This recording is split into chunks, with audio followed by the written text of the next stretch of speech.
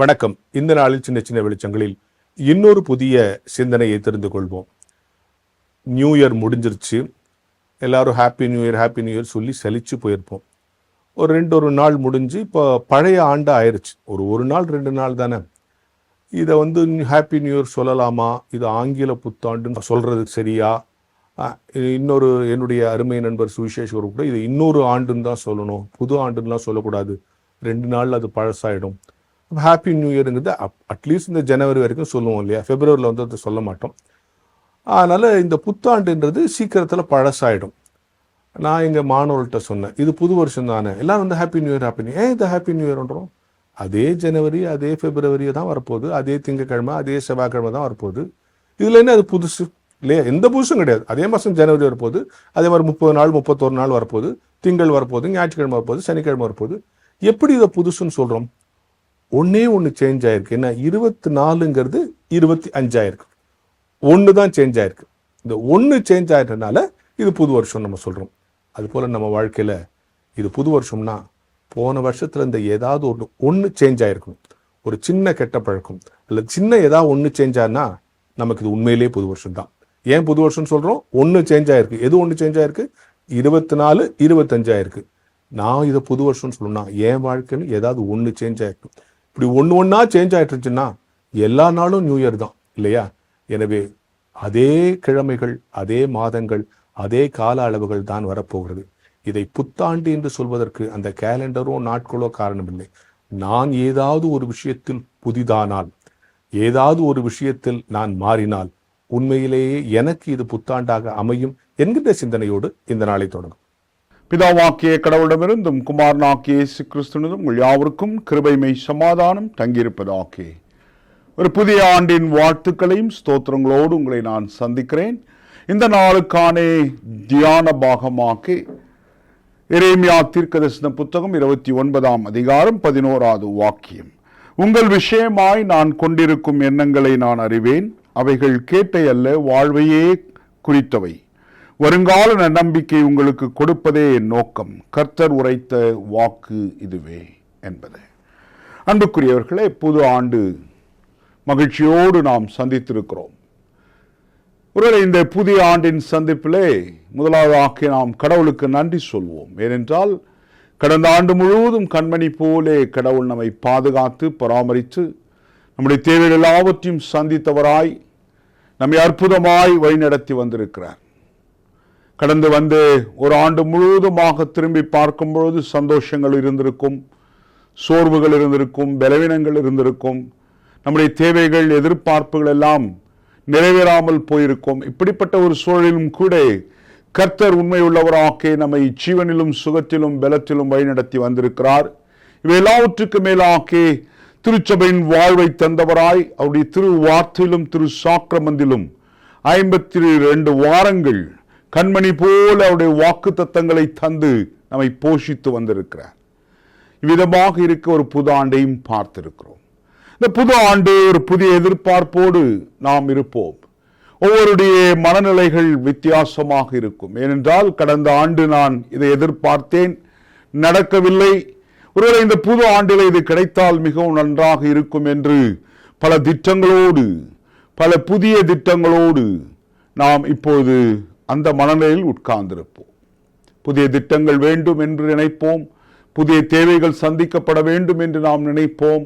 இப்படி ஒவ்வொன்றாக இந்த புது ஆண்டு என்று சொன்னாலே இந்த ஆண்டு முழுவதும் இதையெல்லாம் நான் செய்வேன், இதையெல்லாம் நான் செய்வேன் என்று பல திட்டங்களை வைத்திருப்பது மனித இயல்பாக இருக்கிறது. இது ஒருபுறம் இருக்க பலவிதமான செய்திகளை நாம் கேட்டிருக்கிறோம். இந்த ஆண்டு இப்படிதான் இருக்கும் என்று கணித்து சொல்பவர்கள் உண்டு. இந்த ஆண்டிலே உங்களுக்கு இதெல்லாம் நடக்கும், இந்த ஆண்டு உங்களுக்கு மிகவும் நன்றாக இருக்கும் என்று ஒரு கூட்டம் சொல்லிக் கொண்டிருக்கின்ற வார்த்தைகளையும் கூட நம்பி ஒரு ஆண்டை சந்திக்கக்கூடிய மனநிலையிலும் ஒரு கூட்டம் இருக்கிறது. அன்புக்குரியவர்களே, வாழ்க்கை என்பது மேடு பள்ளங்கள் நிறைந்தது என்று சொல்வார்கள். அதாவது சந்தோஷம் இருக்கும், பல நேரங்களிலே சோர்வுகள் இருக்கலாம், பல நேரங்களிலே தளர்வுகள் இருக்கலாம். இப்படிப்பட்ட சூழ்நிலையிலும் நாம் வாழ வேண்டும். அவ்விதமாக வாழ்வதற்கு கடவுள் நமக்கு ஒரு நம்பிக்கையை தருகிறார். அவ்விதமாக அந்த நம்பிக்கையோடு இந்த ஆண்டை நாம் சந்திக்க ஆயத்தப்பட வேண்டும். வாசிக்கேட்ட வேத பகுதியிலே மிக அழகாக 3 காரியங்களை கடவுள் இஸ்ரேல் மக்களுக்கு சொல்லுகிறார். இஸ்ரேல் மக்கள் சிறையிருப்பிலே இருக்கிறார்கள். பாபிலோனிய சிறையிருப்பில் இருக்கின்ற இஸ்ரேல் மக்கள் சோர்ந்து போயிருக்கிறார்கள். வாழ்விழந்த நிலை, சரி என்ன செய்வதென்று திகைத்து போய் கொண்டிருக்கிற ஒரு நிலையில கடவுள் அவர்களுக்கு ஒரு நம்பிக்கையின் செய்தியை கொடுக்கிறார். முதலாவதாக இது யார் சொன்னது என்று சொன்னால், கர்த்தர் உரைத்த வாக்கு இதுவே. இது கடவுள் சொன்ன வார்த்தை.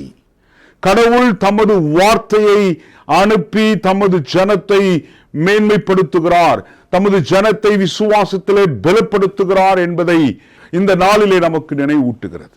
விசேஷமாய் அவர் சொல்லுகின்ற வார்த்தை, முதலாவது சொல்லுகிறார் அங்கே மிக தெளிவாக, உங்கள் விஷயமாய் அன்புக்குரிய என் ஜனமே, என்னால் அழைக்கப்பட்ட ஜனமாகிய இஸ்ரேல் மக்களே, இதோ நீங்கள் நான் தேர்ந்தெடுக்கப்பட்ட ஜனம், நீங்கள் என்னுடைய சொந்த ஜனம், நீங்கள் என்னிடத்தில் இரக்கம் பெற்ற ஜனம், ஆகவே உங்கள் விஷயமாய் என்று சொல்லிவிட்டு, ஒருவேளை அருமையானவர்களே, இதை கேட்டுக்கொண்டிருக்கிற அன்புக்குரியவர்களே, நீங்களும் நானும் கூட கடவுள் தமது சொந்த குமாரன் இயேசுவாலே அழைப்பை பெற்றுக் கொண்டவர்கள், அவருடைய சொந்த ஜனமாக இருக்கிறோம். அவ்விதமாக சொந்த ஜனமாக இருக்கிற நமக்கும் கூட இந்த செய்தி சொல்லுகிறது, உங்கள் விஷயமாய் இந்த புது ஆண்டிலே, புது ஆண்டை அடியெடுத்து வைத்திருக்கிறேன், உங்களுடைய விஷயமாக நான் அறிவேன். பாருங்கள், மிக தெளிவாக கடவுள் சொல்லுகிறார். நான் அறிவேன் என்று சொன்னால் எனக்கு தெரியும் இந்த ஆண்டிலே உங்களுக்கு என்ன கொடுக்க வேண்டும், உங்களுடைய வாழ்வுக்கு தேவை என்ன, உங்களுடைய வாழ்வின் தேவைகளுக்குரியவைகள் என்ன, உங்களுடைய எதிர்பார்ப்புகளுக்குரியவைகள் என்ன, உங்களுடைய வாழ்க்கையின் ஒவ்வொரு நிலைகளிலும் என்ன வேண்டும் என்பதை கடவுள் அறிந்திருக்கிறார் என்பதை மிக அழகாக கர்த்தருடைய வார்த்தை சுட்டி காட்டுகிறது. இது யோவான் 10ஆம் அதிகாரத்தையும் நான் இணைத்து பார்க்க விரும்புகிறேன். ஆண்டவர் இயேசு கிறிஸ்து சொல்லுகிறார், நானே நல்ல மெய்ப்பன் என்று சொல்லிவிட்டு, என் ஆடுகள் என் குரலை கேட்கும், நான் அவைகளை அறிந்திருக்கிறேன் என்று சொல்லுகிறார். அறிந்திருக்கிறேன் என்று சொல்லும் போது என் ஆடுகளுடைய தேவைகள் எல்லாவற்றையும் நான் அறிந்திருக்கிறேன். ஒருவேளை கடவுள் நம்முடைய வாழ்க்கையில இருக்கிறார், நம்மை அறிந்தவராக்கி, நம்முடைய தேவைகளை அறிந்தவராய், நம்முடைய வாழ்க்கையின் ஒவ்வொரு அவசியங்களையும் அறிந்தவராக இருக்கிறார் என்பதை எரேமியா தீர்க்க அன்றைக்கு சுட்டி காட்டினதை இந்த புது ஆண்டின் வாக்குத்தத்தமாக கர்த்தர் நமக்கும் சொல்லுகிறார். சொல்லிவிட்டு அடுத்து சொல்லுகிறார், நான் அறிந்திருக்கிறேன், அவைகள் கேட்டை அல்ல வாழ்வை குறித்தவை என்று சொல்லுகிறார். அதேதான் யாக்கோபு நிருபத்திலும் கூட மிக அழகாக யாக்கோபு ஆசிரியர் சொல்லுகிறார், எந்த வரமும் எந்த நன்மையும் பூரணமான எந்த வரமும் பரத்திலிருந்து வருகிறது என்று சொல்லுகிறார்.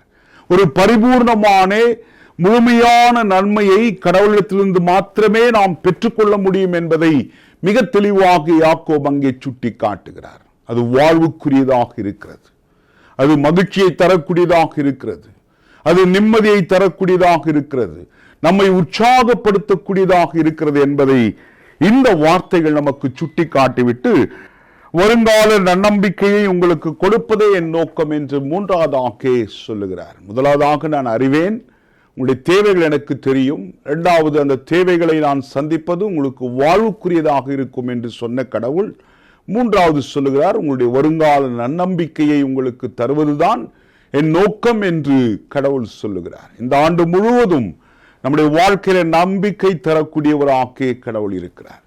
நம்முடைய தேவைகள், எதிர்பார்ப்புகள் எதுவானாலும் இந்த ஆண்டு முழுவதும் கர்த்தர் நம்மோடு கூட இருக்கிறார். ஏனென்றால் கடவுள் உண்மை உள்ளவர். 3வதாக சொன்னது போல இந்த ஆண்டு முழுவதும் ஒரு நம்பிக்கைக்குரியவராக நம்மோடு கூட அவர் பயணிக்க ஆயத்தமாயிருக்கிறார்.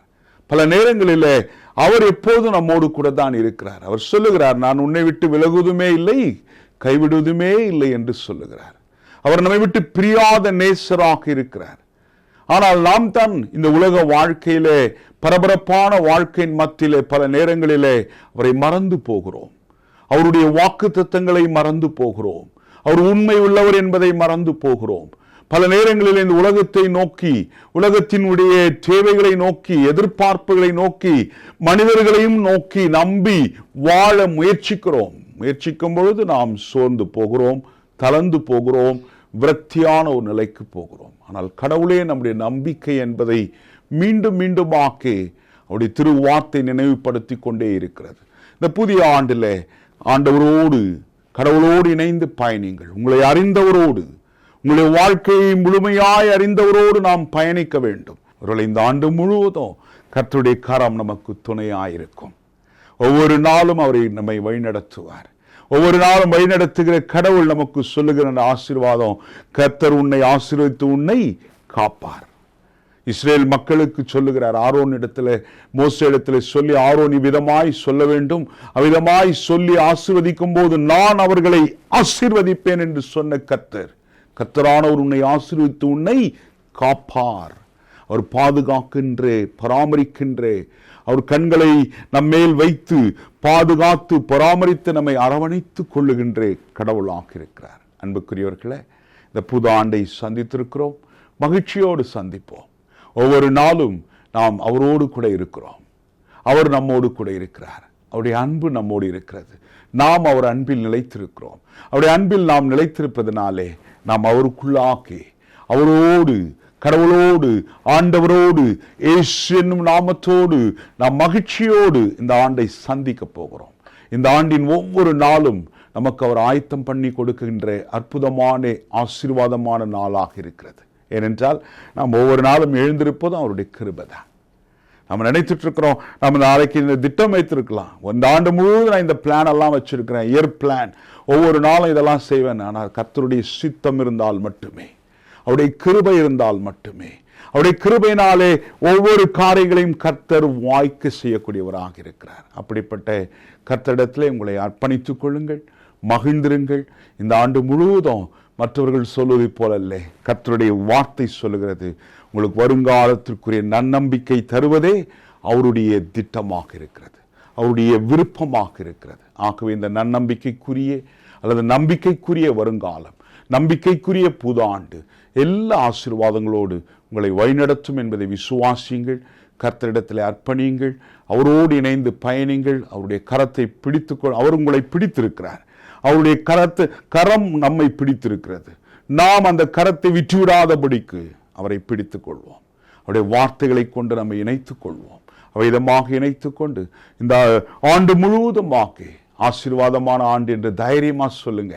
எங்களுக்கு இந்த வருஷம் நல்ல வருஷம், இந்த புதிய ஆண்டு ஆசீர்வாதமானது. ஏனென்றால் கர்த்தர் எங்களோடு இருக்கிறார், கடவுள் எங்களை வழிநடத்துவார் என்கிற நம்பிக்கையில் நாம் பலப்பட கர்த்தர் உங்களுக்கு உதவி செய்வாராக.